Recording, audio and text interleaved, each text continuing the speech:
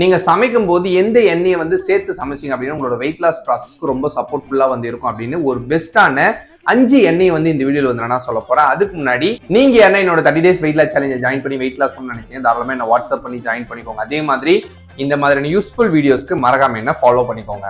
5th ரேங்க்ல இருக்கிறது oil, 4th ரேங்க்ல வந்து இருக்கிறது கீ, 3rd ரேங்க்ல வந்து இருக்கிறது ஆலிவ் ஆயில், 2nd ரேங்க்ல இருக்கிறது கோகனட் ஆயில், 1st ரேங்க்ல இருக்கிறது மஸ்டர்ட் ஆயில்.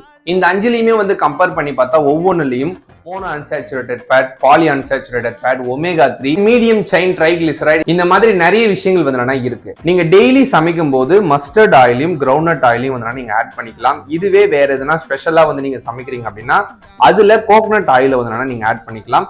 இல்ல ராவா நான் சாலட்ஸ் மாதிரி வந்து சாப்பிட போறேன் அப்படின்ற மாதிரி நீங்க சாப்பிட்டீங்கன்னா அதுல ஆலிவ் ஆயில் வந்து ஆட் பண்ணிக்கலாம். இதுவே எப்பனா சமைக்கும் போது அந்த ஃபுட்டோட டேஸ்ட்டை வந்து நீங்க இன்க்ரீஸ் பண்ணணும்னு நினைச்சீங்கன்னா அப்ப கீயை வந்து நீங்க ஆட் பண்ணிக்கலாம்.